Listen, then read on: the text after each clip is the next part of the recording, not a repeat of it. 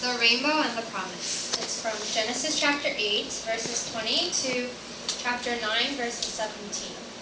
And this story comes after the whole flood. Noah did a strange thing.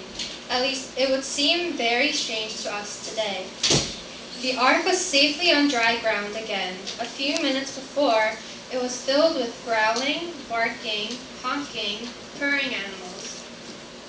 Now the door was wide open, and the giant boat sat on a mountaintop, all empty and quiet.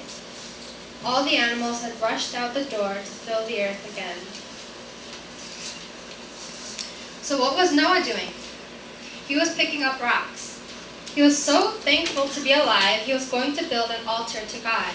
So Noah piled up the rocks to build a fire on them.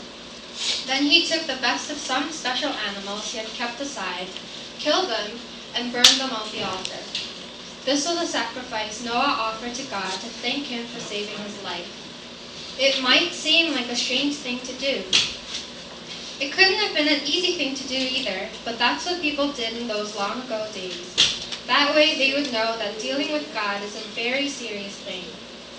God was pleased with Noah's sacrifice, but most of all, God was pleased that Noah was truly thankful. And so God made this promise to Noah: "Never again will I destroy the world with a flood. I make this covenant with you and all creatures. From this day on, there will always come a time for planting and a time for gathering up what was planted. Day will always follow night. The warm days of summer will always follow the cold and snow of winter as long as the earth shall be."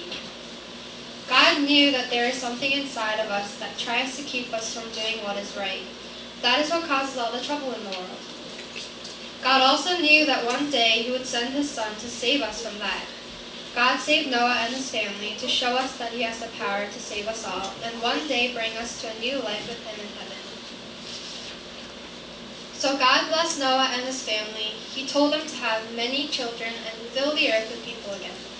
He gave them the plants and the animals for food, and he made people the boss of everything on earth. And then God said to Noah, "Look up in the sky." Noah looked up. The storm clouds were drifting away. The bright sun was shining against Noah's back, and against the dark gray sky, God made a brilliant rainbow appear. God said to Noah, "You see, I have set my rainbow in the sky. This will be the sign of the covenant I have made with you and all creatures, never again to destroy the earth by a flood. It will always remind us of the promise between you and me." So the next time you see a rainbow, think of Noah and the flood. Remember that God loves you, and that no matter how bad the storm, there will always come a bright new day. That is God's promise, and God always keeps his promises.